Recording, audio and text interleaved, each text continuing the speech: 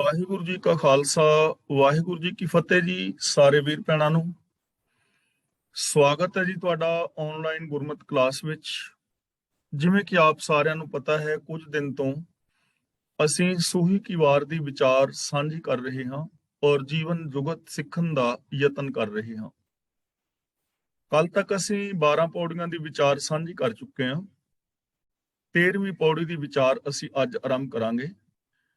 ਇਸ ਪੌੜੀ ਦੇ ਨਾਲ ਪਹਿਲਾ ਸ਼ਲੋਕ ਸਾਹਿਬ ਸ੍ਰੀ ਗੁਰੂ ਨਾਨਕ ਪਾਤਸ਼ਾਹ ਜੀ ਦਾ ਉਚਾਰਨ ਕੀਤਾ ਹੋਇਆ ਆਦਿ ਸ੍ਰੀ ਗੁਰੂ ਗ੍ਰੰਥ ਸਾਹਿਬ ਜੀ ਦੇ ਪਾਵਨ ਅੰਗ 799 ਤੇ ਅੰਕਿਤ ਹੈ। ਸ਼ਲੋਕ ਮਹਿਲਾ ਪਹਿਲਾ। ਦੋਏ ਦੀਵੇ 14 ਹਟ ਨਾਲੇ, ਜੇਤੇ ਜੀ ਤੇਤੇ ਵਣਜਾਰੇ। ਇਸ ਪਾਵਨ ਸ਼ਲੋਕ ਦੇ ਅੰਦਰ ਸਾਹਿਬ ਸ੍ਰੀ ਗੁਰੂ ਨਾਨਕ ਪਾਤਸ਼ਾਹ ਜੀ ਮਹਾਰਾਜ ਸਾਨੂੰ ਸਮਝਾ ਰਹੇ ਨੇ ਕਿ ਜਗਤ ਦੇ ਅੰਦਰ ਦੇਹ ਦੀਵੀ ਖੋਟੇ ਜਾਂ ਖਰੇ ਕੰਮ ਹਨ। ਇਹ ਕੋਈ ਨਹੀਂ ਕਹਿ ਸਕਦਾ ਕਿ ਹਾਲਾਤ ਦੀ ਮਜਬੂਰੀ ਕਰਕੇ ਉਸ ਪਾਸੋਂ ਕੋਈ ਕਰਮ ਐਵੇਂ ਹੀ ਹੋ ਗਏ ਹਨ। ਹਾਲਾਤ ਮਾੜੇ ਤੋਂ ਮਾੜੇ ਹੋਣ, ਜੋ ਚੰਗੇ ਨੇ ਉਹ ਚੰਗੇ ਹੀ ਰਹਿੰਦੇ ਨੇ, ਤੇ ਹਾਲਾਤ ਚੰਗੇ ਤੋਂ ਚੰਗੇ ਹੋਣ, ਜਿਹੜੇ ਮਾੜੇ ਨੇ ਉਹ ਮਾੜੇ ਕਰਮਾਂ ਦੇ ਵੱਲ ਲੱਗੇ ਰਹਿੰਦੇ ਹਨ। ਤਾਂ ਆਓ ਬੜੇ ਪਿਆਰ ਦੇ ਨਾਲ ਵਿਚਾਰ ਕਰਨ ਦਾ ਯਤਨ ਕਰੀਏ। ਦੋਏ ਦੀਵੇ 14 ਹਟ ਨਾਲੇ। ਦੋਏ ਦਾ ਮਤਲਬ ਦੋਵੇਂ, ਚੰਦ ਔਰ ਸੂਰਜ।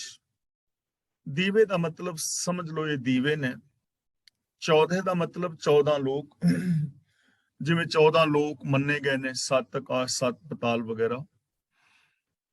14 ਲੋਕ ਦਾ ਮਤਲਬ ਸਾਰਾ ਸੰਸਾਰ ਹੈ ਇੱਥੇ। ਹਟਨਾਲੇ ਦਾ ਮਤਲਬ ਬਾਜ਼ਾਰ, ਐਸੇ ਬਾਜ਼ਾਰ ਜਿਹਦੇ ਵਿੱਚ ਨਾਲ ਨਾਲ ਹੱਟੀਆਂ ਹੋਣ। ਹਟਨਾਲੇ ਦਾ ਮਤਲਬ ਬਾਜ਼ਾਰ।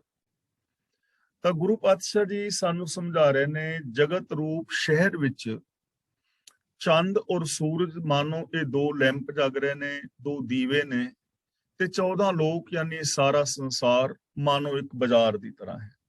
ਸੰਸਾਰ ਮਾਨੋ ਇੱਕ ਬਾਜ਼ਾਰ ਹੈ ਔਰ ਇਸ ਸੰਸਾਰ ਬਾਜ਼ਾਰ ਦੇ ਅੰਦਰ ਸੂਰਜ ਔਰ ਚੰਦਰਮਾ ਦੋ ਦੀਵੇ ਮਾਨੋ ਜਗ ਰਹੇ ਨੇ।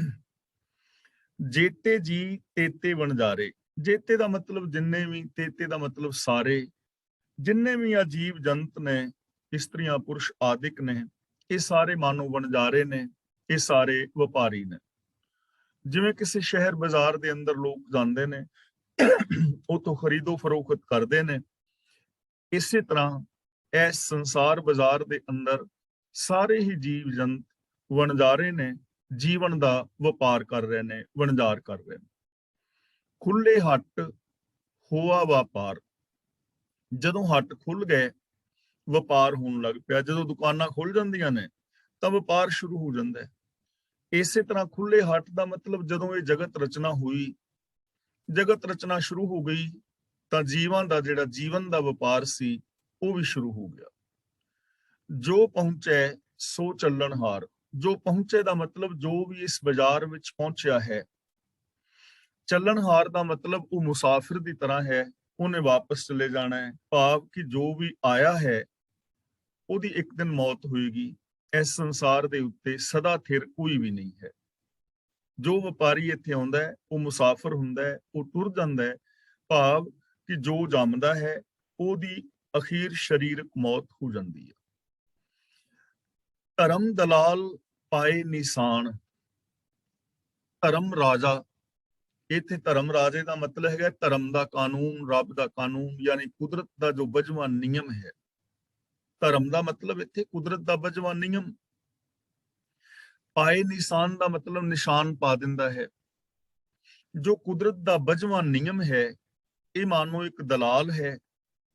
ਇਹ ਸਾਰਿਆਂ ਦੇ ਉੱਤੇ, ਸੌਦੇ ਦੇ ਉੱਤੇ ਨਿਸ਼ਾਨ ਲਗਾਈ ਜਾਂਦਾ ਹੈ ਕਿ ਕਿਸ ਦਾ ਸੌਦਾ ਖਰਾ ਹੈ ਔਰ ਕਿਸ ਦਾ ਸੌਦਾ ਖੋਟਾ ਹੈ। ਜਿਵੇਂ ਦਲਾਲ ਹੈ ਨਾ, ਉਹ ਵੇਖਦਾ ਹੈ ਕਿ ਇਹ ਸਮਾਨ ਠੀਕ ਹੈ ਤੇ ਉਹਨੂੰ ਖਜ਼ਾਨੇ ਵਿੱਚ ਪਾ ਲਿਆ ਜਾਂਦਾ ਹੈ। ਤੇ ਜਿਸ ਸਮਾਨ ਤੇ ਨਿਸ਼ਾਨ ਲੱਗਾ ਹੋਵੇ ਕਿ ਸਮਾਨ ਠੀਕ ਨਹੀਂ ਹੈ, ਉਹਨੂੰ ਇੱਕ ਪਾਸੇ ਕਰ ਦਿੱਤਾ ਜਾਂਦਾ ਹੈ। ਤਾਂ ਜੋ ਕੁਦਰਤ ਦਾ ਬਜਵਾ ਨਿਯਮ ਹੈ, ਉਹ ਨਿਸ਼ਾਨ ਲਗਾਈ ਜਾ ਰਿਹਾ ਹੈ ਬੰਦੇ ਦੇ ਕਰਮਾਂ ਦੇ ਉੱਤੇ। ਚੰਗੇ ਔਰ ਮਾੜੇ ਕਰਮ ਜਿਹੜੇ ਨੇ ਉਹ ਵਾਚੇ ਜਾ ਰਹੇ ਨੇ ਔਰ ਉਹਨਾਂ ਕਰਮਾਂ ਅਨੁਸਾਰ ਕੋਈ ਬੰਦਾ ਚੰਗਾ ਔਰ ਕੋਈ ਬੰਦਾ ਮਾੜਾ ਬਣ ਜਾਂਦਾ। ਜਿਨਨੇ ਚੰਗੇ ਕਰਮ ਕੀਤੇ ਉਹਦੇ ਉੱਤੇ ਚੰਗੇ ਦਾ ਨਿਸ਼ਾਨ ਲੱਗ ਗਿਆ, ਜਿਸਨੇ ਮਾੜੇ ਕਰਮ ਕੀਤੇ ਉਹਦੇ ਤੇ ਮਾੜੇ ਦਾ ਨਿਸ਼ਾਨ ਲੱਗ ਗਿਆ। ਗੁਰਬਾਣੀ ਵਿੱਚ ਹੋਰ ਜਗ੍ਹਾ ਬਚਨ ਨੇ, ਜੋ ਧਰਮ ਕਮਾਵੇ ਤਿਸ ਧਰਮ ਨਾਉ ਹੋਵੇ, ਪਾਪ ਕਮਾਣੇ ਪਾਪੀ ਜਾਣੇ। ਅਸੀਂ ਆਮ ਸਮਾਜ ਦੇ ਵਿੱਚ ਵੇਖਦੇ ਹਾਂ ਕਿ ਜਿਨ੍ਹਾਂ ਲੋਕਾਂ ਦੇ ਅੰਦਰ ਨਿਮਰਤਾ ਹੁੰਦੀ ਹੈ, ਪਿਆਰ ਭਰੇ ਬੋਲ ਹੁੰਦੇ ਨੇ, ਹੈਲਪਫੁਲ ਹੁੰਦੇ ਨੇ, ਤੇ ਲੋਕ ਉਹਨਾਂ ਵਾਸਤੇ ਕਹਿੰਦੇ ਨੇ ਕਿ ਫਲਾਂ ਬੰਦਾ ਬੜਾ ਨੇਕ ਹੈ, ਫਲਾਂ ਬੰਦਾ ਬੜਾ ਭਲਾ ਹੈ, ਤਾਂ ਨਿਸ਼ਾਨ ਲੱਗ ਗਿਆ ਨਾ। ਇਹ ਭਲੇ ਦਾ ਨਿਸ਼ਾਨ ਕਿਹਨੇ ਲਗਾਇਆ? ਜੋ ਕੁਦਰਤ ਦਾ ਬਜਵਾ ਨਿਯਮ ਹੈ, ਉਹਦੇ ਅੰਦਰ ਉਹਨੇ ਚੰਗੇ ਕਰਮ ਕੀਤੇ, ਉਹਦਾ ਨਾਮ ਚੰਗਿਆਂ ਵਿੱਚ ਮਸ਼ਹੂਰ ਹੋ ਗਿਆ। ਇਸੇ ਤਰ੍ਹਾਂ ਦੁਨੀਆ ਦੇ ਅੰਦਰ ਕੁਝ ਲੋਕ ਐਸੇ ਨੇ ਜੋ ਮਾੜੇ ਕਰਮ ਕਰਦੇ ਨੇ, ਤੇ ਸਮਾਜ ਦੇ ਅੰਦਰ ਉਹਨਾਂ ਦਾ ਨਾਮ ਵੀ ਮਾੜਾ ਹੀ ਮਸ਼ਹੂਰ ਹੋ ਜਾਂਦਾ ਹੈ। ਤਾਂ ਇਹ ਨਿਸ਼ਾਨ ਕਿਵੇਂ ਲੱਗ ਗਿਆ? ਜੋ ਕੁਦਰਤ ਦਾ ਬਜਵਾ ਨਿਯਮ ਹੈ, ਉਸ ਨਿਯਮ ਦੇ ਅੰਦਰ ਜਿਸਨੇ ਮਾੜੇ ਕਰਮ ਕੀਤੇ ਉਹਦਾ ਨਾਮ ਮਾੜਿਆਂ ਵਿੱਚ ਸ਼ਾਮਲ ਹੋ ਗਿਆ।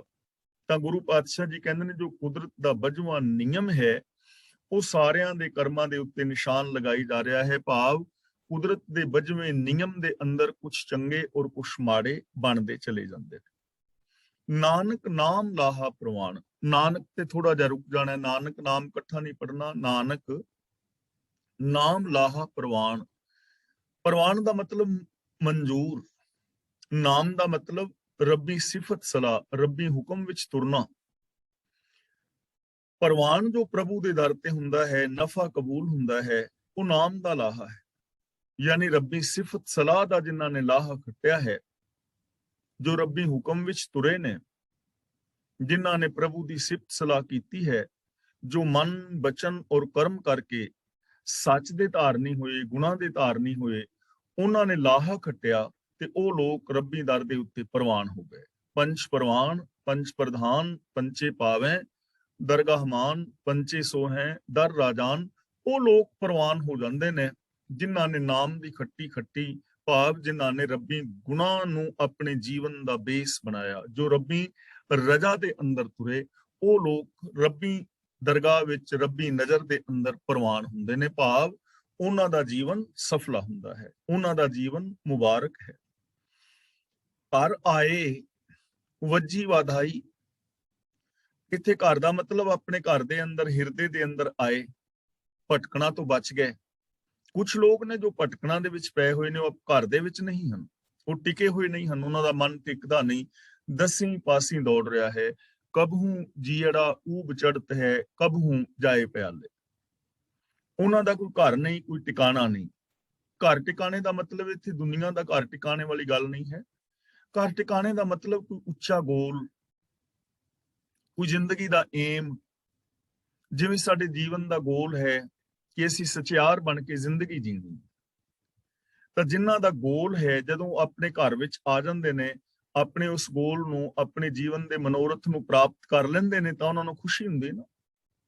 ਉਹਨਾਂ ਦੇ ਜੀਵਨ ਦੇ ਅੰਦਰ ਚੜ੍ਹਦੀ ਕਲਾ, ਜੋ ਆਪਣੇ ਗੋਲ ਦੇ ਉੱਤੇ ਟਿਕੇ ਹੋਏ ਨੇ, ਜੋ ਜੀਵਨ ਮਨੋਰਥ ਵੱਲ ਵੱਧ ਰਹੇ ਨੇ, ਜਿਨ੍ਹਾਂ ਦੇ ਜੀਵਨ ਦੇ ਅੰਦਰ ਵਿਕਾਰਾਂ ਵਾਲੇ ਪਾਸੇ ਭਟਕਣਾ ਨਹੀਂ ਹੈ, ਤਾਂ ਘਰ ਆਏ ਵੱਜੀ ਵਾਧਾਈ। ਇਹ ਲਾਹਾ ਲੈ ਕੇ ਜਿਨ੍ਹਾਂ ਨੇ ਰੱਬੀ ਗੁਣਾਂ ਨੂੰ ਵਿਹਾਜਿਆ, ਜੋ ਹੁਕਮ ਦੇ ਅੰਦਰ ਚੱਲੇ, ਉਹ ਆਪਣੇ ਹਿਰਦੇ ਘਰ ਦੇ ਅੰਦਰ ਟਿਕ ਗਏ। ਉਹਨਾਂ ਦੇ ਜੀਵਨ ਦੇ ਅੰਦਰ ਵਧਾਈ ਵੱਜੀ, ਭਾਵ ਕਿ ਚੜ੍ਹਦੀ ਕਲਾ ਬਣੀ, ਖੁਸ਼ੀ ਮਿਲੀ ਉਹਨਾਂ ਨੂੰ, ਉਹਨਾਂ ਨੂੰ ਮੁਬਾਰਕਾਂ ਮਿਲੀਆਂ, ਉਹਨਾਂ ਨੂੰ ਮੁਬਾਰਕਾਂ ਮਿਲੀਆਂ। ਉਹਨਾਂ ਦੇ ਜੀਵਨ ਅੰਦਰ ਚੜ੍ਹਦੀ ਕਲਾ ਬਣੀ, ਉਹਨਾਂ ਦੇ ਹਿਰਦੇ ਅੰਦਰ ਖੁਸ਼ੀ ਮਿਲੀ, ਉਹਨਾਂ ਦਾ ਜੀਵਨ ਮੁਬਾਰਕ ਹੋ ਗਿਆ। ਉਹ ਆਪਣੇ ਹਿਰਦੇ ਘਰ ਦੇ ਅੰਦਰ ਟਿਕ ਗਏ, ਭਾਵ ਕਿ ਉਹ ਸਦਾ ਸਦਾ ਵਾਸਤੇ ਸੱਚ ਦੇ ਅੰਦਰ ਸਮਾ ਗਏ। ਸੱਚ ਨਾਮ ਕੀ ਮਿਲੀ ਵਡਿਆਈ। ਸੱਚ ਨਾਮ ਦਾ ਮਤਲਬ ਜੋ ਸੱਚੀ ਸਿਫਤ ਸਲਾਹ ਹੈ, ਰੱਬੀ ਰਜਾ ਦੇ ਅੰਦਰ ਜੋ ਤੁਰੇ, ਜਿਨ੍ਹਾਂ ਨੇ ਸੱਚੀ ਸਿਫਤ ਸਲਾਹ ਨੂੰ ਆਪਣੇ ਜੀਵਨ ਦਾ ਆਧਾਰ ਬਣਾਇਆ, ਇਸ ਸੱਚੀ ਸਿਫਤ ਸਲਾਹ ਦੀ ਉਹਨਾਂ ਨੂੰ ਵਡਿਆਈ ਮਿਲੀ, ਉਹਨਾਂ ਨੂੰ ਮਾਣ ਮਿਲਿਆ, ਉਹਨਾਂ ਨੂੰ ਆਦਰ ਮਿਲਿਆ, ਉਹਨਾਂ ਨੂੰ ਸਤਿਕਾਰ ਮਿਲਿਆ।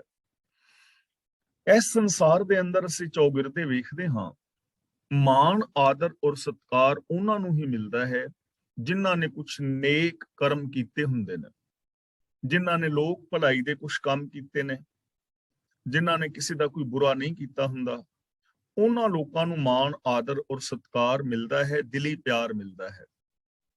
ਇਹ ਗੱਲ ਵੱਖਰੀ ਹੈ ਕਿ ਕੋਈ ਆਰਥਿਕ ਤੌਰ ਤੇ, ਰਾਜਨੀਤਿਕ ਤੌਰ ਤੇ ਵੱਡੀਆਂ ਪਦਵੀਆਂ ਪਾ ਲਵੇ, ਵੱਡੀਆਂ ਪਦਵੀਆਂ ਪਾ ਲਵੇ, ਕਿਸੇ ਵੱਡੇ ਮਰਾਤਬੇ ਤੇ ਸੰਸਾਰਿਕ ਤੇ ਪਹੁੰਚ ਜਾਏ, ਲੇਕਿਨ ਜੇ ਉਹਨਾਂ ਦੇ ਕਰਮ ਚੰਗੇ ਨਹੀਂ ਤਾਂ ਲੋਕਾਂ ਨੂੰ ਦਿਲੀ ਤੌਰ ਤੇ ਉਹਨਾਂ ਨੂੰ ਸਤਿਕਾਰ ਨਹੀਂ ਮਿਲਦਾ। ਦਿਲੀ ਤੌਰ ਤੇ ਪਿਆਰ ਔਰ ਸਤਿਕਾਰ ਉਹਨਾਂ ਨੂੰ ਹੀ ਮਿਲਦਾ ਹੈ ਜੋ ਚੰਗੇ ਨੇਕ ਇਨਸਾਨ ਹੁੰਦੇ ਨੇ। ਤਾਂ ਸੱਚ ਨਾਮ ਕੀ ਮਿਲੀ ਵਡਿਆਈ, ਜਿਨ੍ਹਾਂ ਨੇ ਸ਼ੁਭ ਗੁਣਾਂ ਨੂੰ ਵਿਹਾਜਿਆ, ਜੋ ਰੱਬੀ ਰਜ਼ਾ ਦੇ ਅੰਦਰ ਤੁਰੇ, ਉਹਨਾਂ ਨੂੰ ਮਾਣ ਆਦਰ ਔਰ ਸਤਿਕਾਰ ਮਿਲਿਆ। ਮਹਿਲਾ ਪਹਿਲਾ। ਰਾਤੀ ਹੋਵਨ ਕਾਲੀਆਂ, ਸੁਪੇਦਾਂ ਸੇ ਵੰਨ। ਕਾਲੀਆਂ ਨਹੀਂ ਪੜਨਾ, ਕਾਲੀਆਂ, ਕਾਲੀਆਂ। ਰਾਤੀ ਹੋਵਨ ਕਾਲੀਆਂ। ਹੁਣ ਇੱਥੇ ਸਾਨੂੰ ਇਹ ਸਮਝਾ ਰਹੇ ਨੇ ਕਿ ਹਾਲਾਤ ਚਾਹੇ ਚੰਗੇ ਹੋਣ ਜਾਂ ਮਾੜੇ ਹੋਣ, ਜਿਨ੍ਹਾਂ ਨੇ ਚੰਗਿਆਈ ਖੱਟਣੀ ਹੁੰਦੀ ਹੈ ਉਹ ਮਾੜੇ ਹਾਲਾਤਾਂ ਦੇ ਵਿੱਚ ਵੀ ਚੰਗਿਆਈ ਹੀ ਖੱਟਦੇ ਨੇ, ਤੇ ਜਿਨ੍ਹਾਂ ਨੇ ਬੁਰਾਈ ਕਰਨੀ ਹੁੰਦੀ ਹੈ, ਹਾਲਾਤ ਚੰਗੇ ਵੀ ਹੋਣ ਤਾਂ ਬੁਰੇ ਬੁਰਾਈ ਹੀ ਖੱਟਦੇ ਨੇ। ਸੁਭਾਅ ਬਣਾ ਲੈਂਦਾ ਨਾ ਬੰਦਾ, ਆਪਣਾ ਆਪਣਾ ਗੋਲ ਬਣਾ ਲੈਂਦਾ। ਰਾਤੀ ਹੋਵਨ ਕਾਲੀਆਂ, ਰਾਤਾਂ ਕਾਲੀਆਂ ਹੁੰਦੀਆਂ ਨੇ, ਰਾਤ ਦਾ ਹਨੇਰਾ ਕਾਲਾ ਹੁੰਦਾ ਹੈ ਨਾ। ਸੁਪੇਦਾਂ ਸੇਵਨ, ਸੁਪੇਦਾਂ ਦਾ ਮਤਲਬ ਸਫੈਦ ਚੀਜ਼ਾਂ, ਜਿਨ੍ਹਾਂ ਦਾ ਰੰਗ ਸਫੈਦ ਹੈ, ਚਿੱਟਾ ਹੈ। ਸੇ ਵਨ, ਵਨ ਦਾ ਮਤਲਬ ਰੰਗ, ਸੇ ਵਨ ਦਾ ਮਤਲਬ ਉਹੀ ਰੰਗ। ਰਾਤੀ ਹੋਵਨ ਕਾਲੀਆਂ, ਸੁਪੇਦਾਂ ਸੇ ਵਨ। ਰਾਤਾਂ ਕਾਲੀਆਂ ਹੁੰਦੀਆਂ ਨੇ, ਲੇਕਿਨ ਰਾਤਾਂ ਕਾਲੀਆਂ ਹੋਣ ਦੇ ਬਾਵਜੂਦ ਚਿੱਟੀਆਂ ਚੀਜ਼ਾਂ ਦੇ ਉਹੀ ਰੰਗ ਰਹਿੰਦੇ ਨੇ।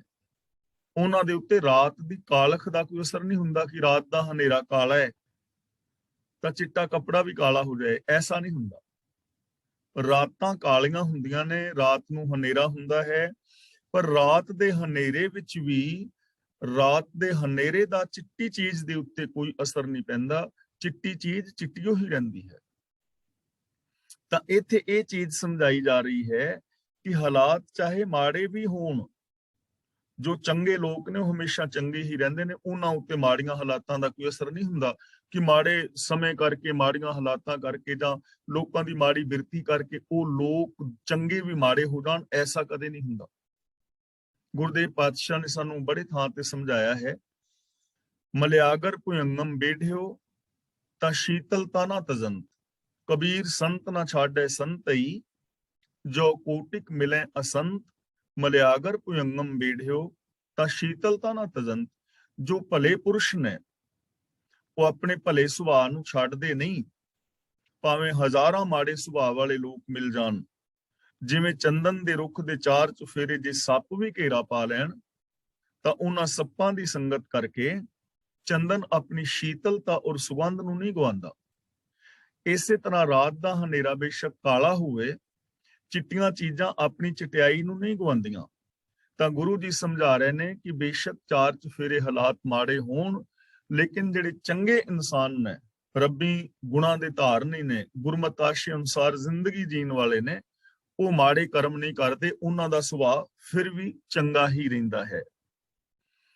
ਦੂਜਾ ਮਿਸਾਲ ਦੇ ਰਹੇ ਨੇ, ਦੇਹੋਂ ਬੱਗਾ ਤਪੈ ਘਣਾ, ਕਾਲਿਆਂ ਕਾਲੇ ਵਨ। ਦੇਹੋਂ ਦਾ ਮਤਲਬ ਦਿਨ ਵਿੱਚ, ਦਿਨ, ਦੇਹੋਂ ਦਾ ਮਤਲਬ ਦਿਨ। ਬੱਗਾ ਦਾ ਮਤਲਬ ਚਿੱਟਾ, ਇਹਨੂੰ ਬਗਾ ਨਹੀਂ ਪੜਨਾ, ਬੱਗਾ। ਬੱਗਾ ਦਾ ਮਤਲਬ ਚਿੱਟਾ। ਤਪੈ ਘਣਾ ਬੜਾ ਤਪਦਾ ਹੈ, ਯਾਨੀ ਚਮਕਦਾਰ ਹੈ। ਕਾਲਿਆਂ ਦਾ ਮਤਲਬ ਕਾਲੇ ਰੰਗ ਵਾਲੇ, ਵਨ ਦਾ ਮਤਲਬ ਰੰਗ। ਦਿਨ ਚਿੱਟਾ ਹੁੰਦਾ ਹੈ, ਦੇਹੋਂ ਬੱਗਾ, ਦਿਨ ਚਿੱਟਾ ਹੁੰਦਾ ਹੈ। ਤਪੈ ਘਣਾ ਔਰ ਬਹੁਤ ਚਮਕਦਾ ਹੈ। ਕਾਲਿਆਂ ਕਾਲੇ ਵਨ, ਪਰ ਜਿਹੜੇ ਕਾਲੇ ਪਦਾਰਥ ਨੇ ਜਿਨ੍ਹਾਂ ਦਾ ਰੰਗ ਕਾਲਾ ਹੈ ਉਹ ਕਾਲੇ ਹੀ ਰਹਿੰਦੇ ਨੇ। ਜੇ ਮਾਂ ਦਾ ਰੰਗ ਕਾਲਾ ਹੈ ਨਾ, ਮਾਂ ਦੀ ਦਾਲ ਦਾ, ਤੇ ਮਾਂ ਦੀ ਦਾਲ ਨੇ ਚਿੱਟੀ ਨਹੀਂ ਹੋ ਜਾਣਾ, ਉਹਨੇ ਕਾਲੀ ਹੀ ਰਹਿਣਾ ਹੈ। ਜੇ ਕਾਲਾ ਰੰਗ ਹੈ ਨਾ ਤਵੇ ਦਾ, ਤੇ ਦਿਨ ਚਿੱਟਾ ਹੈ, ਧੁੱਪ ਚਿੱਟੀ ਨਿਕਲੀ ਹੈ, ਤੇ ਤਵੇ ਦਾ ਜਿਹੜਾ ਕਾਲਾ ਰੰਗ ਹੈ, ਕਾਲਖ, ਉਹਨੇ ਕਾਲੇ ਹੀ ਰਹਿਣਾ, ਸੁਰਮੇ ਨੇ ਕਾਲਾ ਹੀ ਰਹਿਣਾ, ਉਹਨੇ ਚਿੱਟਾ ਨਹੀਂ ਹੋ ਜਾਣਾ। ਇਸੇ ਤਰ੍ਹਾਂ ਹਾਲਾਤ ਚੰਗੇ ਵੀ ਹੋਣ,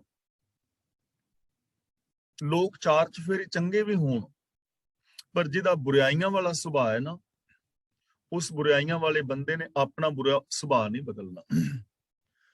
ਉਹਨੇ ਆਪਣਾ ਸੁਭਾਅ ਬੁਰਾ ਜਿਹੜਾ ਹੈ ਨਹੀਂ ਬਦਲਣਾ। ਕਿੰਨੇ ਸਾਰੇ ਇਤਿਹਾਸ ਸਾਡੇ ਪਾਸ ਗਵਾਹ ਹੈ, ਨਹੀਂ ਬਦਲ ਸਕਿਆ। ਪ੍ਰਕਿਰਤੀ ਆਪਣੇ ਸੁਭਾਅ ਨੂੰ ਨਹੀਂ ਬਦਲ ਸਕਿਆ, ਸ੍ਰੀ ਚੰਦ ਨਹੀਂ ਬਦਲ ਸਕਿਆ, ਰਾਮ ਰਾਏ ਨਹੀਂ ਬਦਲ ਸਕਿਆ, ਗੰਗੂ ਨਹੀਂ ਬਦਲ ਸਕਿਆ। ਕਿੰਨਾ ਚਿਰ ਕਹਿੰਦੇ ਨਾ ਰਿਹਾ ਗੁਰੂ ਦੇ ਚਰਨਾਂ ਵਿੱਚ।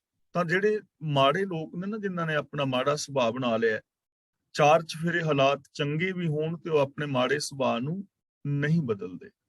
ਜਿਵੇਂ ਆਪਾਂ ਮਿਸਾਲ ਦਿੰਦੇ ਆ ਨਾ, ਪਾਵਨ ਬਾਣੀ ਦੇ ਵਿੱਚ ਗੁਰੂ ਜੀ ਨੇ ਸਾਨੂੰ ਸਮਝਾਇਆ ਹੈ, ਚਿੱਚੜ ਮੱਝ ਦੇ ਹਵਾਨੇ ਨਾਲ ਲੱਗਾ ਹੈ, ਕੱਟਾ ਕੱਟੀ ਦੁੱਧ ਪੀਂਦਾ ਪਰ ਉਹ ਖੂਨ ਹੀ ਪੀਂਦਾ, ਉਹਦੀ ਆਦਤ ਹੈ ਨਾ। ਮੈਂਡਕ ਛੱਪੜ ਦੇ ਵਿੱਚ ਰਹਿੰਦਾ ਹੈ, ਭੌਰਾ ਉੱਥੋਂ ਆਣ ਕੇ ਬਾਹਰੋਂ ਫੁੱਲ ਦਾ ਮਕਰੰਦ ਰਸ ਮਾਣਦਾ ਹੈ, ਲੇਕਿਨ ਫੁੱਲ ਦੇ ਕੋਲ ਰਹਿੰਦਾ ਵੀ ਮੈਂਡਕ ਗੰਦਗੀ ਖਾ ਰਿਹਾ ਹੈ। ਤਾਂ ਗੁਰੂ ਪਾਤਸ਼ਾਹ ਜੀ ਸਾਨੂੰ ਸਮਝਾ ਰਹੇ ਨੇ, ਕਾਲਿਆਂ ਦੇ ਕਾਲੇ ਹੀ ਰੰਗ ਰਹਿੰਦੇ ਨੇ। ਭਾਵ ਜਿਹੜੇ ਮਨਮੁਖ ਨੇ ਨਾ, ਉਹ ਆਪਣੇ ਸੁਭਾਅ ਨੂੰ ਬਦਲਦੇ ਨਹੀਂ, ਚਾਹੇ ਹਾਲਾਤ ਚਫੇਰੇ ਚੰਗੇ ਵੀ ਹੋਣ। ਅੰਧੇ ਅਕਲੀ ਬਾਹਰੇ, ਮੂਰਖ ਅੰਧ ਗਿਆਨ। ਇਹ ਜੋ ਅਕਲੀ ਸ਼ਬਦ ਹੈ ਨਾ, ਇਹਨੂੰ ਬਿੰਦੀ ਲਗਾ ਕੇ ਪੜਨਾ ਹੈ, ਅਕਲੀ। ਅੰਧੇ ਅਕਲੀ ਬਾਹਰੇ, ਮੂਰਖ ਅੰਧ ਗਿਆਨ। ਅੰਧ ਗਿਆਨ ਦਾ ਮਤਲਬ ਅੰਨੀ ਮਤ। ਅਕਲੀ ਬਾਹਰੇ ਦਾ ਮਤਲਬ ਅਕਲ ਤੋਂ ਬਿਨਾ, ਬਾਹਰੇ ਦਾ ਮਤਲਬ ਬਿਨਾ। ਇਸੇ ਤਰ੍ਹਾਂ ਜੋ ਮਨੁੱਖ ਅੰਨੇ, ਮੂਰਖ, ਅਕਲਹੀਣ ਨੇ, ਉਹਨਾਂ ਦੀ ਮਤ ਅੰਨੀ ਹੀ ਰਹਿਣੀ। ਉਹ ਆਪਣੀ ਮਤ ਨੂੰ ਬਦਲਣਾ ਨਹੀਂ ਚਾਹੁੰਦੇ। ਜਿਹੜੇ ਅਗਿਆਨੀ ਨੇ, ਅਕਲਹੀਣ ਨੇ, ਉਹ ਆਪਣੀ ਬੇਸਮਝੀ ਨੂੰ ਉਸੇ ਤਰ੍ਹਾਂ ਹੀ ਵਰਤਦੇ ਨੇ, ਅਗਿਆਨਤਾ ਭਰੇ ਹੀ ਕਰਮ ਕਰਦੇ ਨੇ। ਚਾਰ ਚੁਫੇਰੇ ਬੇਸ਼ੱਕ ਚੰਗੇ ਵੀ ਕਰਮ ਹੁੰਦੇ ਹੋਣ, ਲੇਕਿਨ ਉਹ ਆਪਣੇ ਸੁਭਾਅ ਨੂੰ ਬਦਲਦੇ ਨਹੀਂ, ਉਹ ਅੰਨੇ ਹੀ ਰਹਿਣਗੇ ਔਰ ਉਹ ਉਹਨੂੰ ਬਦਲਣਾ ਹੀ ਨਹੀਂ ਚਾਹੁੰਦੇ। ਨਾਨਕ ਨਦਰੀ ਬਾਹਰੇ, ਕਭੇ ਨਾ ਪਾਵੇਂ ਮਾਨ। ਹੈ ਨਾਨਕ, ਰੱਬੀ ਰਹਿਮ ਤੋਂ ਜਿਹੜੇ ਬਾਹਰੇ ਨੇ, ਉਹ ਕਦੇ ਵੀ ਮਾਣ ਪ੍ਰਾਪਤ ਨਹੀਂ ਕਰਦੇ, ਕਦੇ ਵੀ ਮਾਣ ਪ੍ਰਾਪਤ ਨਹੀਂ ਕਰਦੇ, ਜਿਹੜੇ ਨਦਰ ਤੋਂ, ਰੱਬੀ ਕਿਰਪਾ ਤੋਂ, ਗਿਆਨ ਤੋਂ ਬਾਹਰ ਨੇ। ਹੁਣ ਦੇਖੋ, ਨਦਰੀ ਜਾਂ ਨਦਰ ਕਿਹਦੇ ਤੇ ਹੋਏਗੀ? ਜੋ ਹੁਕਮ ਰਜ਼ਾ ਦੇ ਅੰਦਰ ਚੱਲੇਗਾ ਨਾ, ਰਹਿਮਤ ਦਾ ਪਾਤਰ ਉਹੀ ਬਣੇਗਾ। ਤਾਂ ਗੁਰੂ ਪਾਤਸ਼ਾਹ ਜੀ ਇੱਥੇ ਸਮਝਾ ਰਹੇ ਨੇ, ਰੱਬੀ ਰਜ਼ਾ ਵਿੱਚ ਤੁਰਨ ਤੋਂ ਬਿਨਾ ਕਦੇ ਵੀ ਕਿਸੇ ਬੰਦੇ ਨੂੰ ਮਾਣ ਔਰ ਆਦਰ ਨਹੀਂ ਮਿਲਦਾ। ਮਾਣ ਔਰ ਆਦਰ ਉਸੇ ਇਨਸਾਨ ਨੂੰ ਮਿਲਦਾ ਹੈ ਜੋ ਰੱਬੀ ਰਜ਼ਾ ਭਾਣੇ ਜਾਂ ਹੁਕਮ ਦੇ ਅੰਦਰ ਤੁਰਦਾ ਹੈ, ਜੋ ਗੁਰੂ ਗਿਆਨ ਮੁਤਾਬਕ ਆਪਣੇ ਜੀਵਨ ਨੂੰ ਬਣਾਉਂਦਾ ਹੈ। ਤਾਂ ਸਾਨੂੰ ਇੱਥੇ ਸਮਝਾਇਆ ਜਾ ਰਿਹਾ ਹੈ ਕਿ ਜੇ ਕੋਈ ਇਨਸਾਨ ਆਦਰ, ਮਾਣ ਔਰ ਸਤਿਕਾਰ ਚਾਹੁੰਦਾ ਹੈ ਤਾਂ ਉਹਨੂੰ ਗੁਰੂ ਦੇ ਗਿਆਨ ਰਾਹੀਂ ਜੀਵਨ ਜੀਣਾ ਚਾਹੀਦਾ ਹੈ, ਰੱਬੀ ਰਜ਼ਾ ਨੂੰ ਸਮਝਣਾ ਚਾਹੀਦਾ ਹੈ। ਮਾਣ, ਆਦਰ ਔਰ ਸਤਿਕਾਰ, ਖੁਸ਼ੀਆਂ, ਖੇੜੇ, ਪ੍ਰਸੰਨਤਾ ਤਾਂ ਹੀ ਮਿਲ ਸਕਦੀ ਹੈ। ਪੌੜੀ। ਕਾਇਆ ਕੋਟ ਰਚਾਇਆ, ਹਰ ਸੱਚੈ ਆਪੇ। ਇੱਥੇ ਕੋਟ ਦਾ ਮਤਲਬ ਹੈ ਕਿਲਾ। ਜੇ ਕੋਟ ਦੇ ਟੈਂਕੇ ਥੱਲੇ ਹੁਣ ਔਂਕੜ ਹੈ ਨਾ, ਤਾਂ ਇਹਦਾ ਅਰਥ ਹੋਏਗਾ ਇੱਕ ਕਿਲਾ। ਜਦੋਂ ਕੋਟ ਦੇ ਟੈਂਕੇ ਥੱਲੇ ਔਂਕੜ ਹੋਵੇ, ਉਹਦਾ ਮੀਨਿੰਗ ਹੁੰਦਾ ਹੈ ਕਿਲਾ। ਜੇ ਕੋਟ ਤੇ ਟੈਂਕੇ ਦਾ ਔਂਕੜ ਹਟਾ ਦਿੱਤਾ ਜਾਏ ਤਾਂ ਇਹਦਾ ਅਰਥ ਬਣ ਜਾਏਗਾ ਬਹੁਤੇ ਕਿਲੇ, ਪਲੂਰਲ ਸ਼ਬਦ ਬਣ ਜਾਏਗਾ। ਤੇ ਜਦੋਂ ਕੋਟ ਦੇ ਟੈਂਕੇ ਨਾਲ ਸਿਹਾਰੀ ਲੱਗੀ ਹੋਏ ਨਾ, ਉਦੋਂ ਇਹਦਾ ਮਤਲਬ ਬਣ ਜਾਂਦਾ ਹੈ ਕਰੋੜ, ਕਰੋੜ ਜਾਂ ਕਰੋੜਾਂ। ਇੱਥੇ ਕੋਟ ਦਾ ਮਤਲਬ ਹੈ ਕਿਲਾ, ਆਪੇ ਦਾ ਮਤਲਬ ਆਪ ਹੀ। ਕਾਇਆ ਕੋਟ ਰਚਾਇਆ, ਹਰ ਸੱਚੈ ਆਪੇ। ਇਹ ਮਨੁੱਖਾ ਸਰੀਰ ਮਾਨੋ ਇੱਕ ਕਿਲਾ ਹੈ ਤੇ ਸੱਚੇ ਪ੍ਰਭੂ ਨੇ ਇੱਕ ਕਿਲਾ ਬਣਾਇਆ ਹੈ। ਸਰੀਰ ਮਾਨੋ ਇੱਕ ਕਿਲਾ ਹੈ ਤੇ ਪ੍ਰਭੂ ਨੇ ਇੱਕ ਕਿਲਾ ਬਣਾਇਆ ਹੈ, ਯਾਨੀ ਰੱਬੀ ਰਜ਼ਾ ਦੇ ਅੰਦਰ ਇਹ ਸਰੀਰ ਦੀ ਰਚਨਾ ਹੋਈ ਹੈ। ਸਰੀਰ ਮਾਨੋ ਇੱਕ ਕਿਲਾ ਹੈ ਤੇ ਇਹਦੀ ਰਚਨਾ ਰੱਬੀ ਰਜ਼ਾ ਦੇ ਵਿੱਚ ਹੋਈ ਹੈ। ਇੱਕ ਦੂਜੇ ਭਾਏ ਖੁਆਇਨ, ਹਉਮੈ ਵਿੱਚ ਵਿਆਪੇ। ਇੱਕ ਦਾ ਮਤਲਬ ਕਈ ਜੀਵ, ਇੱਕ ਦਾ ਮਤਲਬ ਕਈ ਜੀਵ। ਖੁਆਇਨ ਦਾ ਮਤਲਬ ਖੁੰਝਾਏ ਨੇ, ਖੁੰਝੇ ਹੋਏ ਨੇ। ਹਉਮੈ ਵਿੱਚ ਵਿਆਪੇ, ਵਿਆਪੇ ਦਾ ਮਤਲਬ ਫਸੇ ਹੋਏ। ਪਰ ਗੁਰੂ ਪਾਤਸ਼ਾਹ ਜੀ ਕਹਿੰਦੇ ਨੇ, ਇਹ ਸਰੀਰ ਕਿਲੇ ਵਿੱਚ ਰਹਿੰਦੇ ਹੋਏ ਵੀ ਕਈ ਜੀਵ ਮਾਇਆ ਦੇ ਮੋਹ ਵਿੱਚ ਪੈ ਕੇ, ਹਉਮੈ ਦੇ ਵਿੱਚ ਪੈ ਕੇ ਕੁਰਾਏ ਪਏ ਹੋਏ ਨੇ ਔਰ ਹਉਮੈ ਦੇ ਵਿੱਚ ਉਹ ਫਸੇ ਹੋਏ। ਇੱਕ ਦੂਜੇ ਭਾਏ ਖੁਆਇਨ, ਦੂਜੇ ਭਾਏ ਦਾ ਮਤਲਬ ਦ્વੈਤ ਭਾਵ, ਇੱਕ ਰੱਬ ਨੂੰ ਛੱਡ ਕੇ ਕਿਸੇ ਹੋਰ ਦਾ ਪਿਆਰ, ਮਾਇਆ ਦਾ ਮੋਹ, ਵਿਕਾਰਾਂ ਦਾ ਪਿਆਰ। ਰੱਬੀ ਗੁਣਾਂ ਨੂੰ ਛੱਡ ਕੇ ਵਿਕਾਰਾਂ ਦਾ ਪਿਆਰ, ਮਾਇਆ ਦਾ ਪਿਆਰ, ਮਾਇਆ ਦਾ ਮੋਹ, ਮਾਇਆ ਦੀ ਪਕੜ। ਮਾਇਆ ਦੀ ਪਕੜ ਦੇ ਕਾਰਨ ਹਉਮੈ ਵਿੱਚ ਵਿਆਪੇ ਦਾ ਮਤਲਬ ਫਸੇ ਹੋਏ ਨੇ, ਹਉਮੈ ਔਰ ਹੰਕਾਰ ਦੇ ਅੰਦਰ ਫਸੇ ਹੋਏ ਨੇ। ਕਿੰਨਾ ਸੋਹਣਾ ਕਿਲਾ ਬਣਾਇਆ ਹੈ। ਕਿਲਾ ਸ਼ਬਦ ਤਾਂ ਵਰਤ ਰਹੇ ਨੇ ਕਿ ਕਿਲੇ ਦੇ ਉੱਤੇ ਬਾਹਰੋਂ ਫੌਜਾਂ ਦਾ ਹਮਲਾ ਕਰਨਾ ਔਖਾ ਹੁੰਦਾ ਨਾ, ਕਿਲੇ ਨੂੰ ਤੋੜ ਕੇ ਫਿਰ ਅੰਦਰ ਕਿਸੇ ਨੂੰ ਜਾ ਕੇ ਫੜਨਾ ਤਾਂ ਬੜੀ ਸੁਰੱਖਿਅਤ ਸਥਾਨ ਹੈ। ਲੇਕਿਨ ਸਰੀਰ ਕਿਲੇ ਦੇ ਅੰਦਰ ਹੁੰਦਾ ਹੋਇਆ ਵੀ ਬੰਦਾ ਮੋਹ ਦੇ ਕਾਰਨ ਸੱਚ ਨੂੰ ਛੱਡ ਕੇ ਹਉਮੈ ਦੇ ਵਿੱਚ ਵਿਆਪਿਆ ਹੋਇਆ ਹੈ ਔਰ ਵਿਕਾਰਾਂ ਦੇ ਵਿੱਚ ਲੱਗਾ ਹੋਇਆ ਹੈ, ਜੀਵਨ ਦੇ ਅਸਲ ਰਾਹ ਤੋਂ ਖੁੰਝਿਆ ਹੋਇਆ ਹੈ। ਖੁਆਇਨ ਦਾ ਮਤਲਬ ਖੁਆਰ ਕੀਤਾ ਹੋਇਆ ਹੈ, ਖੁੰਝਿਆ ਹੋਇਆ ਹੈ। ਤਾਂ ਕਹਿਣ ਤੋਂ ਮੁਰਾਦ ਜੋ ਸੱਚ ਨੂੰ ਛੱਡ ਦਿੰਦਾ ਹੈ, ਜਿਸ ਦੇ ਅੰਦਰ ਮਾਇਆ ਵੀ ਬਿਰਤੀ ਹੈ ਔਰ ਜਿਸ ਦੇ ਅੰਦਰ ਈਗੋ ਤੇ ਹੰਕਾਰ ਹੈ, ਉਹ ਜੀਵਨ ਦੇ ਅਸਲ ਮਕਸਦ ਤੋਂ ਖੁੰਝ ਜਾਂਦਾ ਹੈ। ਇਹ ਮਾਨਸ ਜਨਮ ਦੁਲੰਭ ਸਾ ਮਨਮੁਖ ਸੰਤਾਪੇ, ਵਿਸ਼ਰਾਮ ਸਾਹ ਤੇ ਜਾ ਕੇ ਲਗਾਣਾ ਹੈ। ਇਹ ਮਾਨਸ ਜਨਮ ਦੁਲੰਭ ਸਾ ਮਨਮੁਖ ਸੰਤਾਪੇ। ਸਾਹ ਦਾ ਮਤਲਬ ਸੀ, ਮਨਮੁਖ ਦਾ ਮਤਲਬ ਮਨ ਦੇ ਪਿੱਛੇ ਤੁਰਨ ਵਾਲੇ, ਆਪ ਹੁਦਰੇ, ਤੇ ਦੁਲੰਭ ਦਾ ਮਤਲਬ ਹੁੰਦਾ ਹੈ ਕੀਮਤੀ, ਬੜਾ ਕੀਮਤੀ।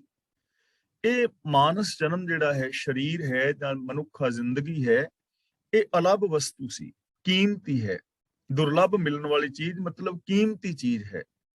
ਪਰ ਮਨ ਦੇ ਪਿੱਛੇ ਤੁਰਨ ਕਰਕੇ ਲੋਕ ਦੁਖੀ ਹੋ ਰਹੇ ਨੇ। ਇਹ ਜ਼ਿੰਦਗੀ ਬੜੀ ਕੀਮਤੀ ਹੈ, ਲੇਕਿਨ ਮਨਮੁਖਤਾ ਦੇ ਕਾਰਨ, ਆਪ ਹੁਦਰੇਪਨ ਦੇ ਕਾਰਨ ਲੋਕ ਸੰਤਾਪ ਹੰਢਾ ਰਹੇ ਨੇ, ਦੁੱਖ ਹੰਢਾ ਰਹੇ ਨੇ। ਕਿਵੇਂ ਹੈ ਕੀਮਤੀ? ਇਹ ਵਿਚਾਰਾਂ ਆਪਾਂ ਬਹੁਤ ਵਾਰ ਕਰ ਚੁੱਕੇ ਹਾਂ ਕਿ ਦੇਖੋ, ਸੱਚਾਈ ਹੈ, ਦਇਆ ਹੈ, ਪਿਆਰ ਹੈ, ਮੁਹੱਬਤ ਹੈ, ਨਿਰਭੈਤਾ ਹੈ, ਨਿਰਵੈਰਤਾ ਹੈ, ਇਹ ਕਿੰਨੇ ਕੀਮਤੀ ਗੁਣ ਨੇ ਔਰ ਇਹ ਸਾਰੇ ਕੀਮਤੀ ਗੁਣ ਹਰ ਇਨਸਾਨ ਦੇ ਅੰਦਰ ਮੌਜੂਦ ਨੇ। ਇਹਨਾਂ ਕੀਮਤੀ ਗੁਣਾਂ ਨੂੰ ਕਿਸੇ ਵੀ ਟਾਈਮ, ਕਿਸੇ ਵੀ ਥਾਂ ਤੇ ਬੰਦਾ ਯੂਜ਼ ਕਰ ਸਕਦਾ ਹੈ। ਸਿਰਫ ਯੂਜ਼ ਕਰਨੇ ਨੇ, ਹਰ ਥਾਂ ਤੇ ਮੌਜੂਦ ਨੇ, ਹਰ ਬੰਦੇ ਦੇ ਅੰਦਰ ਇਹ ਮੌਜੂਦ ਨੇ। ਲੇਕਿਨ ਐਸੇ ਗੁਣ ਹੁੰਦਿਆਂ, ਐਸੀ ਸੰਭਾਵਨਾ ਹੁੰਦਿਆਂ ਹੋਇਆਂ ਵੀ ਲੋਕ ਸੰਤਾਪ ਹੰਢਾ ਰਹੇ ਨੇ। ਈਰਖਾ, ਦਵੇਸ਼, ਵੈਰ, ਵਿਰੋਧ ਔਰ ਮੇਰ ਤੇਰ ਦੇ ਵਿਤਕਰਿਆਂ ਕਰਕੇ ਸੰਤਾਪ ਹੰਢਾ ਰਹੇ ਨੇ। ਜੀਵਨ ਬੜਾ ਕੀਮਤੀ ਹੈ, ਪਰ ਇਹਨੂੰ ਸਸਤੇ ਭਾਅ ਮਿੱਟੀ ਘੱਟੇ ਵਿੱਚ ਰੋਲ ਰਹੇ ਨੇ। ਇਸੇ ਨੂੰ ਕਬੀਰ ਜੀ ਕਹਿੰਦੇ ਨੇ, ਹੀਰੇ ਜੈਸਾ ਜਨਮ ਹੈ ਕੌਡੀ ਬਦਲੇ ਜਾਏ। ਹੀਰੇ ਵਰਗਾ ਕੀਮਤੀ ਜਨਮ ਕਿ ਅਸੀਂ ਸੱਚਾਈ ਔਰ ਪਿਆਰ ਨੂੰ ਅਪਣਾ ਸਕਦੇ ਹਾਂ, ਲੇਕਿਨ ਅਸੀਂ ਝੂਠ ਔਰ ਈਰਖਾ ਦੇ ਅੰਦਰ, ਹੰਕਾਰ ਦੇ ਅੰਦਰ ਇਸ ਜ਼ਿੰਦਗੀ ਨੂੰ ਤਬਾਹ ਕਰ ਰਹੇ ਹਾਂ, ਦੁਖੀ ਹੋ ਰਹੇ ਹਾਂ। ਔਰ ਮੁਸੀਬਤ ਇਹ ਹੈ ਕਿ ਬੰਦਾ ਆਪ ਹੀ ਦੁਖੀ ਨਹੀਂ, ਐਸੇ ਲੋਕ ਦੂਜਿਆਂ ਨੂੰ ਵੀ ਦੁਖੀ ਕਰਦੇ ਨੇ। ਐਸੇ ਮਾੜੇ ਲੋਕ ਚੰਗੇ ਲੋਕਾਂ ਨੂੰ ਵੀ ਚੈਨ ਦੀ ਨੀਂਦ ਨਹੀਂ ਸੌਣ ਦਿੰਦੇ। ਸੰਤਾਪ ਆਪ ਵੀ ਹੰਢਾਉਂਦੇ ਨੇ ਔਰ ਦੂਜਿਆਂ ਨੂੰ ਵੀ ਸੰਤਾਪ ਹੰਢਾਉਣ ਲਈ ਮਜਬੂਰ ਕਰਦੇ ਨੇ। ਇਸ ਲਈ ਗੁਰਦੇਵ ਪਾਤਸ਼ਾਹ ਮਨੁੱਖ ਮਾਤਰ ਨੂੰ ਸਮਝਾ ਰਹੇ ਨੇ ਕਿ ਪਿਆਰਿਓ, ਸਮਝੋ, ਕੁਝ ਸੋਚੋ, ਆਪਣੀ ਸੋਚ ਨੂੰ ਉੱਚੀ ਕਰੋ। ਇਹ ਬੜਾ ਕੀਮਤੀ ਜੀਵਨ ਹੈ, ਤੁਸੀਂ ਬੜੇ ਕੀਮਤੀ ਹੋ, ਕਿਉਂ ਘੱਟੇ ਮਿੱਟੀ ਵਿੱਚ ਰੁਲਦੇ ਫਿਰਦੇ ਹੋ?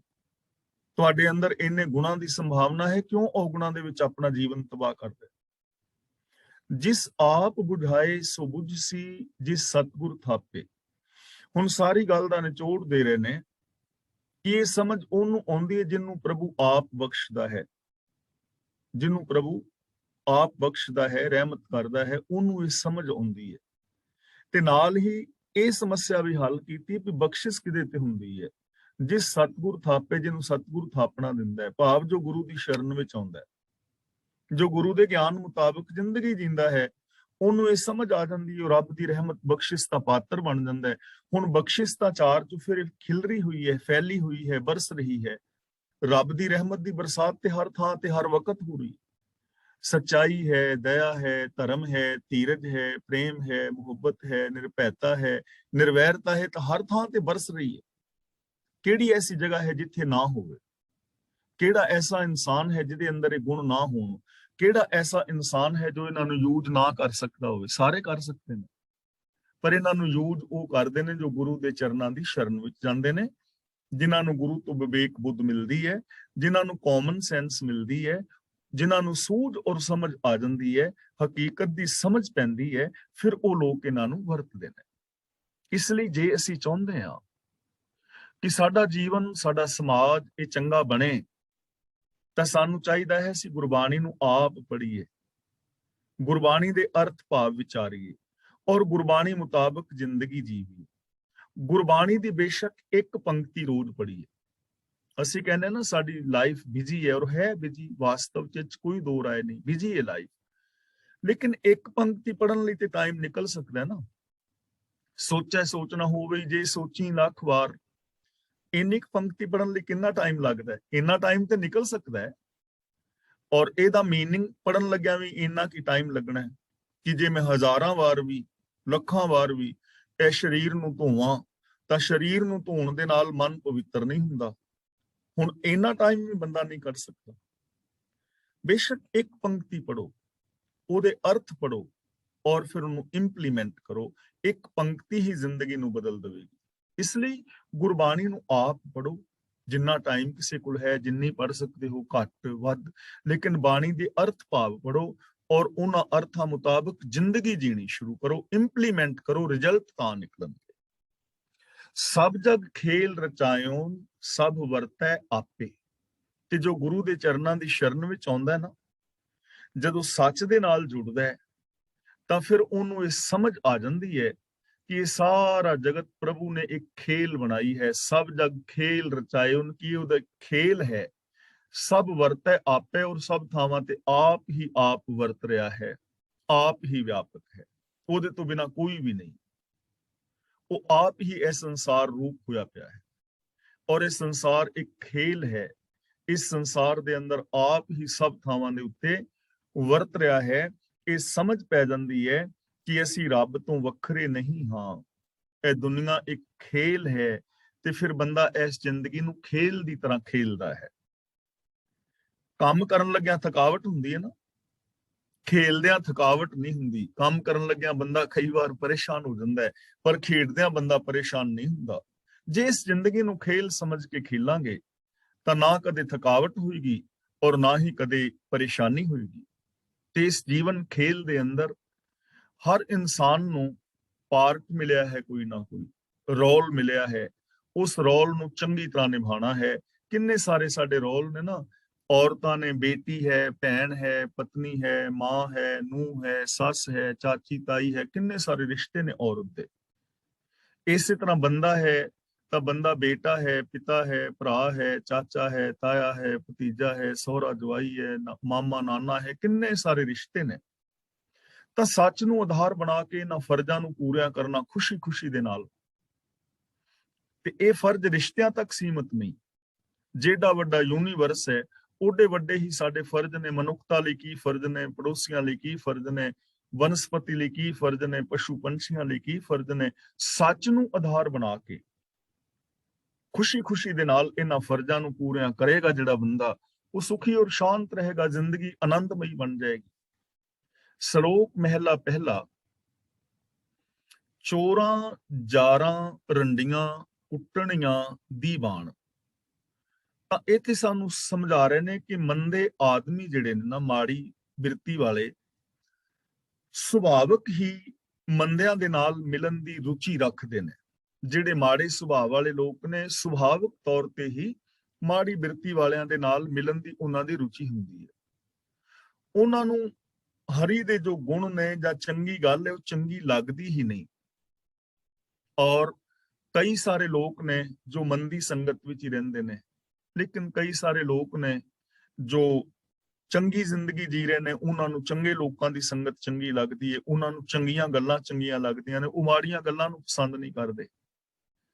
ਤੇ ਇੱਥੇ ਕਈ ਲੋਕ ਐਸੇ ਨੇ ਜਿਹੜੇ ਧਰਮ ਵਿੱਚ ਵੀ ਲੱਗਦੇ ਨੇ, ਧਰਮ ਦੀ ਜ਼ਿੰਦਗੀ ਵੀ ਜੀਂਦੇ ਨੇ, ਲੇਕਿਨ ਉਹ ਧਰਮ ਨੂੰ ਰੋਟੀ ਕਮਾਉਣ ਦਾ ਸਾਧਨ ਬਣਾ ਲੈਂਦੇ ਨੇ, ਇਸ ਤੋਂ ਅੱਗੇ ਨਹੀਂ।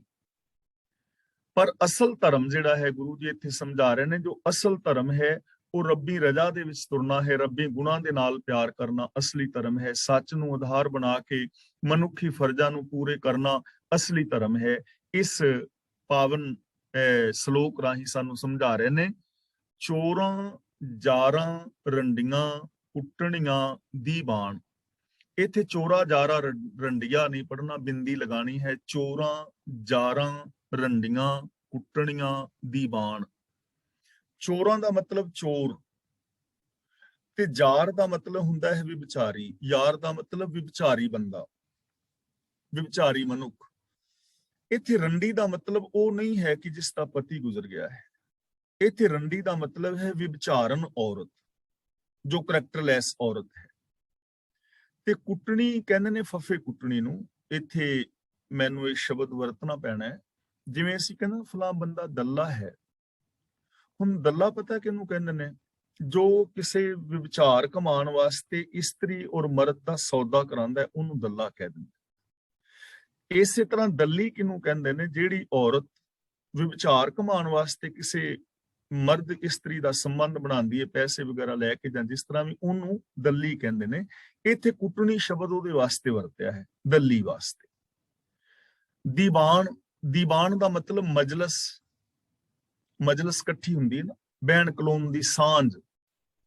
ਤਾਂ ਗੁਰੂ ਜੀ ਕਹਿੰਦੇ ਨੇ ਚੋਰਾਂ, ਜਾਰਾਂ, ਰੰਡੀਆਂ, ਕੁੱਟਣੀਆਂ, ਦੀਵਾਨ, ਚੋਰ, ਲੁੱਚੇ ਬੰਦਿਆਂ, ਵਿਭਚਾਰਨ ਔਰਤਾਂ ਤੇ ਦੱਲੀਆਂ ਦਾ ਆਪੋ ਵਿੱਚ ਬਹਿਣ ਖਲੋਣ ਹੁੰਦਾ ਹੈ।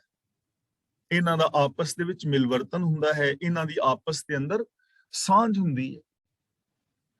ਵੇ ਦੀਨਾ ਕੀ ਦੋਸਤੀ, ਵੇ ਦੀਨਾ ਕਾ ਖਾਨ। ਵੇ ਦੀਨਾ ਦਾ ਮਤਲਬ ਅਧਰਮੀ ਬੰਦੇ, ਜੋ ਸੱਚ ਨੂੰ ਤਿਆਗ ਗਏ ਨੇ, ਜਿਹੜੇ ਸੱਚ ਨੂੰ ਆਧਾਰ ਬਣਾ ਕੇ ਮਨੁੱਖੀ ਫਰਜ਼ਾਂ ਨੂੰ ਪੂਰਾ ਨਹੀਂ ਕਰਦੇ, ਜਿਨ੍ਹਾਂ ਨੇ ਸੱਚ ਨੂੰ ਤਿਆਗ ਦਿੱਤਾ ਹੈ, ਅਧਰਮੀ। ਅਧਰਮੀ ਦਾ ਮਤਲਬ ਮਾੜੇ ਕਰਮ ਕਰਨ ਵਾਲੇ। ਖਾਣ ਦਾ ਮਤਲਬ ਖਾਣ ਪੀਣ ਦੀ ਸਾਂਝ। ਦੋਸਤੀ ਦਾ ਮਤਲਬ ਦੋਸਤੀ। ਵੇ ਦੀਨਾ ਕੀ ਦੋਸਤੀ, ਵੇ ਦੀਨਾ ਕਾ ਖਾਨ। ਜੋ ਧਰਮ ਤੋਂ ਹੀਣੇ ਨੇ, ਫਰਜ਼ਾਂ ਤੋਂ ਭਗੌੜੇ ਨੇ, ਸੱਚ ਤੋਂ ਭਗੌੜੇ ਨੇ, ਇਨਸਾਨੀਅਤ ਤੋਂ ਭਗੌੜੇ ਨੇ, ਉਹਨਾਂ ਦੀ ਆਪਸ ਵਿੱਚ ਮਿੱਤਰਤਾ ਹੁੰਦੀ, ਉਹਨਾਂ ਦੀ ਆਪਸ ਵਿੱਚ ਸਾਂਝ ਹੁੰਦੀ ਹੈ, ਔਰ ਉਹਨਾਂ ਦਾ ਆਪਸ ਦੇ ਵਿੱਚ ਖਾਣ ਪੀਣ ਵੀ ਸਾਂਝਾ ਹੁੰਦਾ ਹੈ। ਗੁਰੂ ਜੀ ਕਹਿੰਦੇ ਨੇ ਸਿਫਤੀ ਸਾਰ ਨਾ ਜਾਣਨੀ, ਸਦਾ ਵਸੈ ਸ਼ੈਤਾਨ। ਐਸੇ ਜੋ ਲੋਕ ਨੇ, ਉਹ ਪ੍ਰਭੂ ਦੀ ਸਿਫਤ ਸਲਾਹ ਦੀ ਉਹਨਾਂ ਨੂੰ ਸਾਰ ਨਹੀਂ ਹੁੰਦੀ, ਸੂਝ ਨਹੀਂ ਹੁੰਦੀ। ਉਹ ਰੱਬੀ ਗੁਣਾਂ ਦੀ ਕਦਰ ਨੂੰ ਨਹੀਂ ਜਾਣਦੇ। ਸੱਚਾਈ ਹੈ, ਉੱਚਾ ਆਚਰਨ ਹੈ, ਦਇਆ ਹੈ, ਪ੍ਰੇਮ ਹੈ, ਮੁਹੱਬਤ ਹੈ, ਕਿਸੇ ਦੀ ਹੈਲਪ ਕਰਨੀ ਹੈ, ਇਹਨਾਂ ਚੀਜ਼ਾਂ ਦੀ ਉਹਨਾਂ ਨੂੰ ਸਾਰ ਨਹੀਂ ਹੁੰਦੀ। ਇਹਨਾਂ ਚੀਜ਼ਾਂ ਤੋਂ ਬਹੁਤ ਦੂਰ ਹੁੰਦੇ ਨੇ। ਸਿਫਤੀ ਸਾਰ ਨਾ ਜਾਣਨੀ, ਉਹ ਇਹਨਾਂ ਦੀ ਕਦਰ ਹੀ ਨਹੀਂ ਜਾਣਦੇ, ਨਾ ਇਹਨਾਂ ਦੀ ਗੁਣਾਂ ਦੀ ਕਦਰ ਕਰਦੇ ਨੇ। ਸਦਾ ਵਸੈ ਸ਼ੈਤਾਨ, ਇਹਨਾਂ ਦੇ ਮਨ ਦੇ ਅੰਦਰ ਹਮੇਸ਼ਾ ਸ਼ੈਤਾਨ ਵਸਦਾ ਹੈ, ਸ਼ੈਤਾਨੀਅਤ ਵਸਦੀ ਹੈ। ਇਹਨਾਂ ਦੀ ਬਿਰਤੀ ਸ਼ੈਤਾਨਾਂ ਵਾਲੀ ਹੁੰਦੀ ਹੈ। ਇਹਨਾਂ ਦੇ ਅੰਦਰ ਹਮੇਸ਼ਾ ਮਾੜੀ ਸੋਚ ਵਸਦੀ ਹੈ, ਹਮੇਸ਼ਾ ਮਾੜੀ ਸੋਚ ਹੀ ਵਸੇਗੀ। ਗੱਦੋਂ ਚੰਦਨ ਖੋਲੀਏ, ਪੀ ਸਾਹੂ ਸਿਉ ਪਾਣ। ਇੱਥੇ ਗਧੋਂ, ਗਧੋਂ ਦਾ ਮਤਲਬ ਗਧਾ, ਗਧੋਂ ਦਾ ਮਤਲਬ ਗਧਾ। ਸੰਸਕ੍ਰਿਤ ਵਿੱਚ ਕਹਿੰਦੇ ਨੇ ਗਰਧਵ, ਤੇ ਪ੍ਰਾਕ੍ਰਿਤ ਭਾਸ਼ਾ ਵਿੱਚ ਕਹਿੰਦੇ ਨੇ ਗਧੈ। ਹਿੰਦੀ ਵਿੱਚ ਕਹਿੰਦੇ ਨੇ ਗਧਾ, ਗਧਾ। ਪੰਜਾਬੀ ਵਿੱਚ ਕਹਿੰਦੇ ਨੇ ਗਧਾ, ਤੇ ਲਹਿੰਦੀ ਪੰਜਾਬੀ ਵਿੱਚ ਕਹਿੰਦੇ ਨੇ ਗੱਦੋਂ। ਇਹ ਲਹਿੰਦੀ ਪੰਜਾਬੀ ਦਾ ਸ਼ਬਦ ਬੋਲ ਹੈ, ਗੱਦੋਂ। ਗੱਦੋਂ ਚੰਦਨ ਖੋਲੀਏ, ਧੀ ਸਾਹੂ ਸਿਉ ਪਾਣ।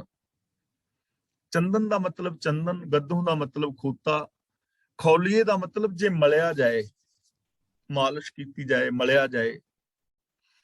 ਧੀ ਦਾ ਮਤਲਬ ਤਾਂ ਵੀ, ਸਾਹੂ ਦਾ ਮਤਲਬ ਸੁਆਹ, ਤੇ ਪਾਣ ਦਾ ਮਤਲਬ ਹੈ ਪੈਣ ਦਾ ਸੁਭਾਅ, ਵਰਤੋਂ ਵਿਹਾਰ।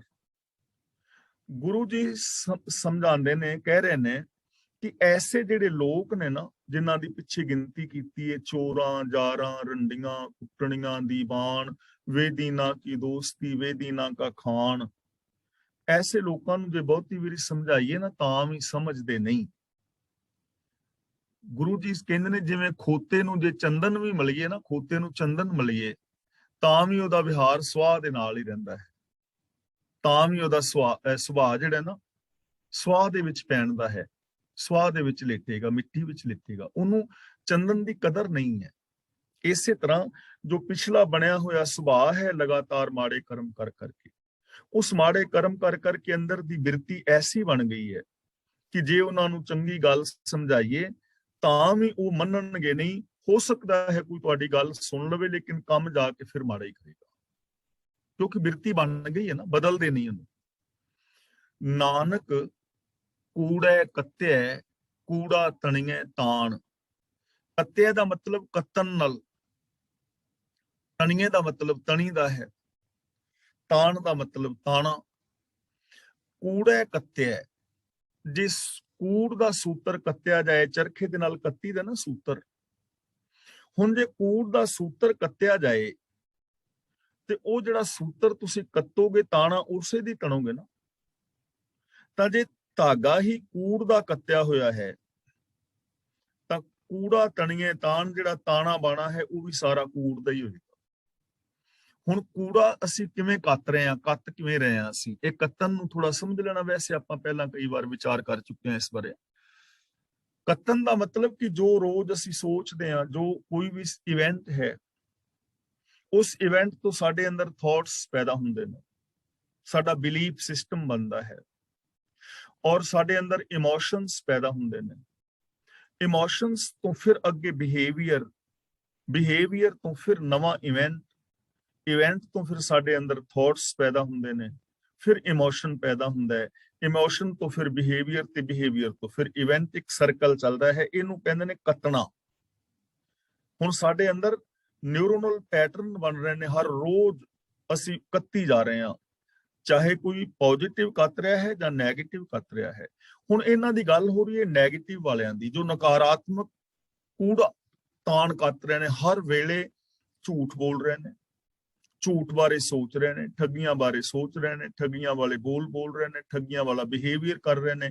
ਹੁਣ ਜਦੋਂ ਅੰਦਰ ਸੁਭਾਅ ਹੀ ਕੂੜਾ ਬਣ ਗਿਆ, ਜਦੋਂ ਸੋਚ ਹੀ ਕੂੜੀ ਬਣ ਗਈ, ਝੂਠੀ ਬਣ ਗਈ, ਵਿਕਾਰਾਂ ਵਾਲੀ ਬਣ ਗਈ, ਤਾਂ ਫਿਰ ਜਿਹੜਾ ਤਾਣਾ ਤਣਿਆ ਜਾਏਗਾ ਨਾ, ਤਾਣਾ ਬਾਣਾ, ਉਹ ਵੀ ਸਾਰਾ ਝੂਠਾ, ਫਰੇਬ ਵਾਲਾ ਔਰ ਵਿਕਾਰਾਂ ਵਾਲਾ ਹੋਏਗਾ। ਕੂੜਾ ਕੱਪੜ ਕੱਛੀਐ, ਕੂੜਾ ਪਹਿਨਣ ਮਾਣ। ਹੁਣ ਉਸ ਕੂੜੇ ਤਾਣੇ ਤੋਂ ਕੂੜਾ ਹੀ ਕੱਪੜਾ, ਕੱਛੀਏ ਦਾ ਮਤਲਬ ਕੱਛੀ ਦਾ ਹੈ, ਮਿਣੀ ਦਾ ਹੈ, ਮਿਣੀ ਦਾ ਨਾ ਕਿੰਨਾ ਲੰਮਾ ਚੌੜਾ ਮੇਚਾ ਲਈ, ਕੂੜ ਦਾ ਹੀ ਕੱਪੜਾ ਮਿਣੀ ਦਾ, ਕੂੜ ਦਾ ਹੀ ਫਿਰ ਕੱਪੜਾ ਪਹਿਨਾਂਗੇ ਤੇ ਮਾਣ ਦਾ ਮਤਲਬ ਉਹਦਾ ਜਿਹੜਾ ਰਿਜ਼ਲਟ ਨਿਕਲੇਗਾ, ਜਿਹੜੀ ਵਡਿਆਈ ਮਿਲੇਗੀ ਉਹ ਵੀ ਝੂਠੀ ਹੋਵੇਗੀ, ਝੂਠੀ ਵਡਿਆਈ, ਝੂਠ ਹੀ ਪੱਲੇ ਪਵੇਗਾ ਔਰ ਝੂਠੇ ਹੀ ਵਡਿਆਈ ਵੀ ਕਰ ਦੇਣਗੇ। ਮੀਨਸ ਕਿ ਉਹਦਾ ਰਿਜ਼ਲਟ ਵੀ ਝੂਠਾ ਹੀ ਨਿਕਲੇਗਾ, ਵਡਿਆਈ ਵੀ ਝੂਠੀ ਹੀ ਹੋਵੇਗੀ, ਸੱਚੀ ਵਡਿਆਈ ਨਹੀਂ ਮਿਲੇਗੀ, ਸੱਚਾ ਮਾਨ ਨਹੀਂ ਮਿਲੇਗਾ, ਆਦਰ ਨਹੀਂ ਮਿਲੇਗਾ, ਸਤਿਕਾਰ ਨਹੀਂ ਮਿਲੇਗਾ। ਯਾਨੀ ਜੋ ਵੀ ਅੰਦਰ ਗੁਣ ਪੈਦਾ ਹੋਣਗੇ, ਜੋ ਸ਼ਖਸੀਅਤ ਬਣੇਗੀ, ਉਹ ਵੀ ਝੂਠੀ ਹੋਏਗੀ, ਕਿਉਂਕਿ ਸਾਰਾ ਤਾਣਾ ਬਾਣਾ ਹੀ ਝੂਠ ਦਾ ਤਣਿਆ ਜਾ ਰਿਹਾ ਨਾ। ਮਹਿਲਾ ਪਹਿਲਾ। ਬਾਂਗਾਂ ਬੁਰਗੂ ਸਿੰਘੀਆਂ ਨਾਲੇ ਮਿਲੀ ਕਲਾਣ। ਇਹਨੂੰ ਸਿੰਘੀਆਂ ਨਹੀਂ ਪੜਨਾ, ਗੱਗਾ ਨਹੀਂ ਪੜਨਾ, ਗੰਗਾ ਬੁਲਾਉਣ ਦਾ ਯਤਨ ਕਰਨਾ ਹੈ। ਸਿੰਘੀਆਂ, ਬਾਂਗਾਂ ਬੁਰਗੂ ਸਿੰਘੀਆਂ ਨਾਲੇ ਮਿਲੀ ਕਲਾਣ। ਬੁਰਗੂ ਦਾ ਮਤਲਬ ਹੁੰਦਾ ਹੈ ਤੂਤੀ।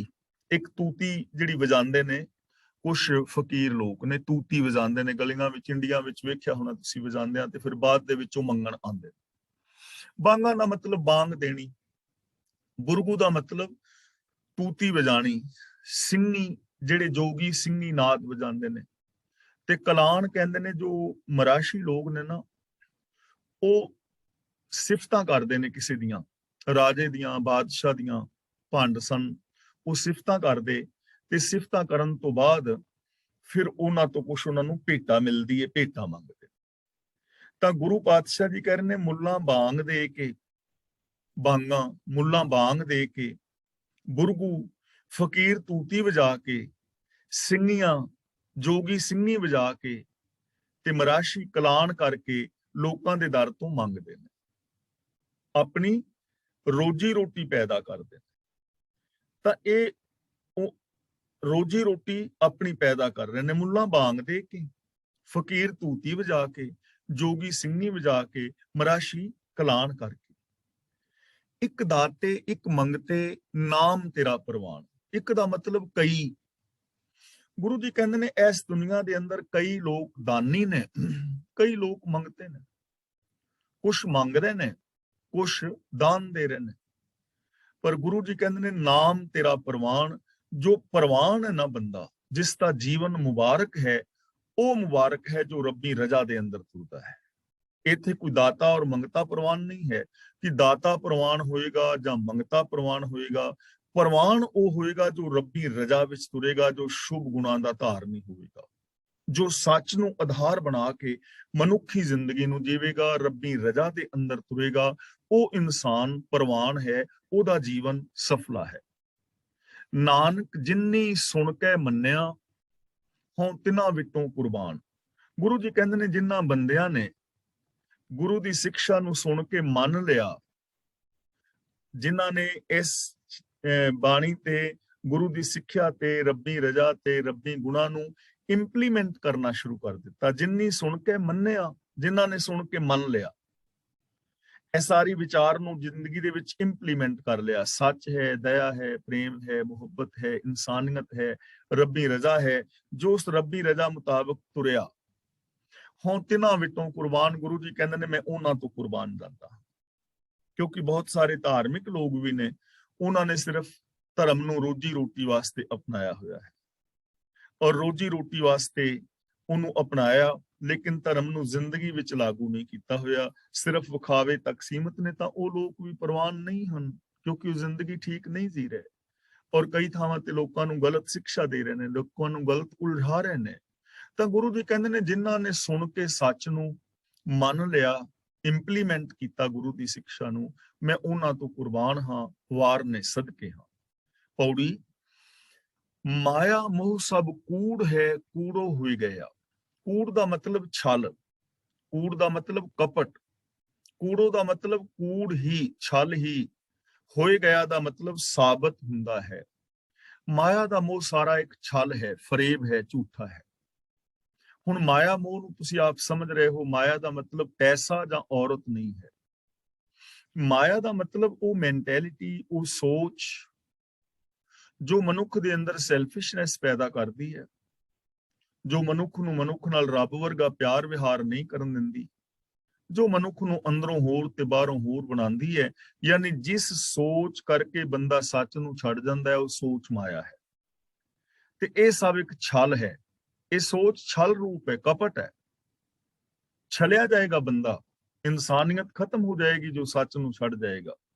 ਗੁਰੂ ਪਾਤਸ਼ਾਹ ਜੀ ਕਹਿੰਦੇ ਨੇ ਇਹ ਮਾਇਆ ਵਾਲੀ ਜੋ ਸੋਚ ਹੈ, ਨਿਰਾ ਛਲ ਹੈ, ਔਰ ਆਖਿਰ ਛਲ ਹੀ ਸਾਬਤ ਹੁੰਦਾ ਹੈ। ਕੂੜੋ ਹੋਏ ਗਿਆ ਦਾ ਮਤਲਬ ਛਲ ਹੀ ਸਾਬਤ ਹੁੰਦਾ ਹੈ, ਬੰਦਾ ਛਲਿਆ ਜਾਂਦਾ ਹੈ, ਬੰਦੇ ਦੇ ਅੰਦਰੋਂ ਇਨਸਾਨੀਅਤ ਮੁੱਕ ਜਾਂਦੀ ਹੈ, ਅੰਦਰੋਂ ਹੋਰ ਔਰ ਬਾਹਰੋਂ ਰਹਿਣ ਕਰਕੇ ਕੁਝ ਹੋਰ ਦਾ ਹੋਰ ਹੀ ਬਣ ਜਾਂਦਾ ਹੈ, ਜ਼ਿੰਦਗੀ ਅਸਲ ਰਾਹਾਂ ਤੋਂ ਭਟਕ ਜਾਂਦੀ ਹੈ। ਹਉਮੈ ਝਗੜਾ ਪਾਇਓਨ, ਝਗੜੇ ਜਗ ਮੁਇਆ। ਹਉਮੈ ਦਾ ਮਤਲਬ ਹਉਮੈ ਦੇ ਕਾਰਨ, ਪਾਇਓਨ ਦਾ ਮਤਲਬ ਪਾਇਆ ਹੈ, ਝਗੜੇ ਦਾ ਮਤਲਬ ਝਗੜੇ ਦੇ ਕਾਰਨ, ਜਗ ਮੁਇਆ ਦਾ ਮਤਲਬ ਜਗਤ ਮਰ ਗਿਆ ਹੈ, ਆਤਮਿਕ ਮੌਤੇ ਮਰ ਗਿਆ ਹੈ। ਹਉਮੈ ਦੇ ਕਾਰਨ ਮਨੁੱਖ ਨੇ ਆਪਣੇ ਗਲ ਝਗੜੇ ਪਾ ਲੈਣੇ, ਝਗੜਾ ਪਾ ਲਿਆ ਹੈ, ਵਾਦ ਵਿਵਾਦਾਂ ਦਾ, ਮੇਰ ਤੀਰ ਦਾ। ਝਗੜੇ ਜਗ ਮੁਇਆ, ਤੇ ਇਹਨਾਂ ਝਗੜਿਆਂ, ਹਉਮੈ ਦੇ ਵਾਦ ਵਿਵਾਦਾਂ ਕਰਕੇ, ਵਿਕਾਰਾਂ ਕਰਕੇ ਮਨੁੱਖ ਆਤਮਿਕ ਮੌਤੇ ਮਰ ਜਾਂਦਾ ਹੈ, ਜਗਤ ਆਤਮਿਕ ਮੌਤੇ ਮਰ ਜਾਂਦਾ ਹੈ। ਹਉਮੈ ਦਾ ਝਗੜਾ ਹੈ ਸਾਰਾ, ਈਗੋ ਦਾ ਝਗੜਾ ਹੈ ਸਾਰਾ। ਹਉਮੈ ਕਰਕੇ ਮਨੁੱਖ ਆਪਣੇ ਗੱਲ ਕਿੰਨੇ ਝਗੜੇ ਪਾ ਲੈਂਦਾ ਕਿ ਮੈਂ ਵੱਡਾ, ਦੂਜਿਆਂ ਨੂੰ ਨੀਵਾਂ ਵਿਖਾਉਂਦਾ, ਕਤਲ ਤੱਕ ਲੋਕ ਕਰ ਦਿੰਦੇ ਨੇ, ਲੋਕਾਂ ਦੀਆਂ ਪ੍ਰਾਪਰਟੀਆਂ ਨੂੰ ਦਬਾਉਂਦੇ ਨੇ, ਆਪਣੀ ਈਗੋ ਵਿਖਾਉਣ ਵਾਸਤੇ ਕਿੰਨੇ ਲੋਕਾਂ ਦੀ ਲੋਕ ਬੇਪੱਤੀ ਤੱਕ ਕਰਦੇ ਨੇ।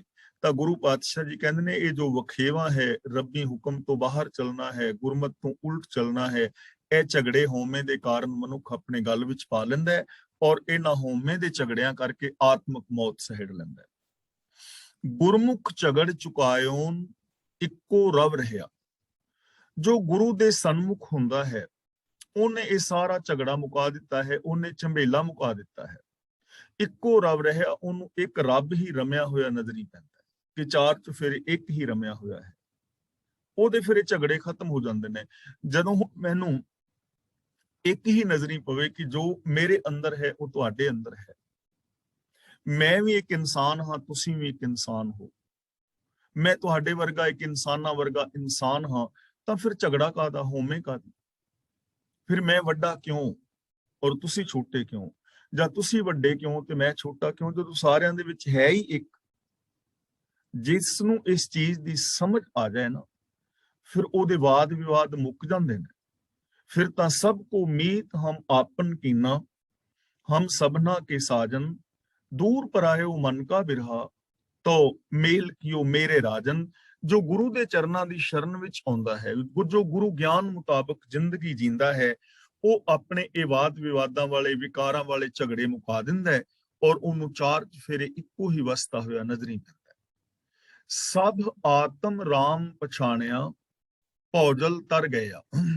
ਆਤਮ ਰਾਮ ਦਾ ਮਤਲਬ ਹੈ ਰੱਬ, ਭੌਜਲ ਦਾ ਮਤਲਬ ਸੰਸਾਰ ਸਮੁੰਦਰ, ਸਭ ਦਾ ਮਤਲਬ ਸਭ ਥਾਵਾਂ ਤੇ। ਜੋ ਗੁਰਮੁਖ ਇਨਸਾਨ ਹੈ, ਗੁਰੂ ਦੇ ਦੱਸੇ ਰਾਹਾਂ ਤੇ ਤੁਰਨ ਵਾਲਾ ਹੈ, ਉਹ ਸਭ ਥਾਵਾਂ ਤੇ ਰਮੇ ਹੋਏ ਪ੍ਰਭੂ ਨੂੰ ਹੀ ਪਛਾਣਦਾ ਹੈ। ਤੇ ਇਸ ਤਰ੍ਹਾਂ ਭਵਜਲ ਤਰ ਗਿਆ ਦਾ ਮਤਲਬ ਸੰਸਾਰ ਦੀਆਂ ਘੁੰਮਣ ਘੇਰੀਆਂ ਤੋਂ ਪਾਰ ਨਿਕਲ ਜਾਂਦਾ ਹੈ। ਸੰਸਾਰ ਸਮੁੰਦਰ, ਭੌਜਲ, ਘੁੰਮਣ ਘੇਰੀਆਂ ਕਾਹਦੀਆਂ? ਅਗਿਆਨਤਾ ਦੀਆਂ, ਪਾਪਾਂ ਦੀਆਂ, ਵਿਕਾਰਾਂ ਦੀਆਂ ਇਹ ਘੁੰਮਣ ਘੇਰੀਆਂ ਨੇ। ਅਗਿਆਨਤਾ ਦੇ ਵਿੱਚ ਬੰਦਾ ਫਸਿਆ ਹੈ, ਕਾਮ ਕ੍ਰੋਧ ਲੋਭ ਵਿੱਚ ਫਸਿਆ ਹੈ, ਈਰਖਾ ਦਵੇਸ਼ ਦੀਆਂ ਘੁੰਮਣ ਘੇਰੀਆਂ ਦੇ ਵਿੱਚ ਫਸਿਆ ਬੰਦਾ ਆਤਮਕ ਉਮਰ ਤੇ ਮਰ ਰਿਹਾ ਹੈ। ਪਰ ਜਿਹੜਾ ਹਰ ਥਾਂ ਦੇ ਉੱਤੇ ਰੱਬ ਨੂੰ ਪਛਾਣ ਲੈਂਦਾ ਹੈ, ਜਿਹਨੂੰ ਇਹ ਸਮਝ ਆ ਜਾਂਦੀ ਹੈ, ਉਹ ਫਿਰ ਇਹਨਾਂ ਵਿਕਾਰਾਂ ਦੀਆਂ ਘੁੰਮਣ ਘੇਰੀਆਂ ਦੇ ਵਿੱਚ ਨਹੀਂ ਫਸਦਾ, ਉਹ ਇਹਨਾਂ ਤੋਂ ਪਾਰ ਉਤਰ ਜਾਂਦਾ ਹੈ। ਜੋਤ ਸਮਾਣੀ ਜੋਤ ਵਿੱਚ ਹਰ ਨਾਮ ਸਮਇਆ। ਜੋਤ ਸਮਾਣੀ ਜੋਤ ਵਿੱਚ, ਉਹਦੀ ਜੋਤ ਰੱਬ ਦੀ ਜੋਤ ਵਿੱਚ ਸਮਾ ਜਾਂਦੀ ਹੈ। ਹੁਣ ਇੱਥੇ ਜੋਤ ਦਾ ਮਤਲਬ ਹੈ ਸੋਚ। ਸਾਡੀ ਸੋਚ ਹੈ ਨਾ, ਅਸੀਂ ਸੋਚ ਕਰਕੇ ਹੀ ਰੱਬ ਤੋਂ ਵੱਖਰੇ ਹਾਂ। ਰੱਬ ਕੌਣ ਹੈ? ਇੱਕ ਓੰਕਾਰ, ਉਹ ਇੱਕ ਹੈ। ਸਤਨਾਮ, ਉਹ ਇੱਕ ਅਟਲ ਸੱਚਾਈ ਹੈ, ਨਿਰਭਉ ਔਰ ਨਿਰਵੈਰ ਹੈ। ਇਹ ਸੋਚ ਹੈ ਨਾ, ਇਹ ਰੱਬ ਦੇ ਗੁਣ ਨੇ। ਤੇ ਸਾਡੀ ਸੋਚ, ਮੇਰੀ ਸੋਚ ਵਿੱਚ ਝੂਠ ਹੈ, ਇਹਦਾ ਮਤਲਬ ਮੇਰੀ ਸੋਚ ਰੱਬ ਦੇ ਨਾਲ ਮਿਲੀ ਹੋਈ ਨਹੀਂ ਹੈ। ਜਿਸ ਦਿਨ ਮੇਰੀ ਸੋਚ ਰੱਬ ਵਿੱਚ ਮਿਲੇਗੀ, ਮੈਂ ਵੀ ਸੱਚ ਦੇ ਅੰਦਰ ਮਿਲ ਜਾਵਾਂਗਾ ਨਾ, ਮੇਰੀ ਸੋਚ ਸੱਚ ਵਿੱਚ ਮਿਲ ਜਾਏਗੀ, ਨਿਰਭੈਤਾ ਵਿੱਚ ਮਿਲ ਜਾਏਗੀ, ਨਿਰਵੈਰਤਾ ਵਿੱਚ ਮਿਲ ਜਾਏਗੀ, ਤੇ ਮੈਂ ਰੱਬ ਵਰਗਾ ਹੋ ਜਾਵਾਂਗਾ।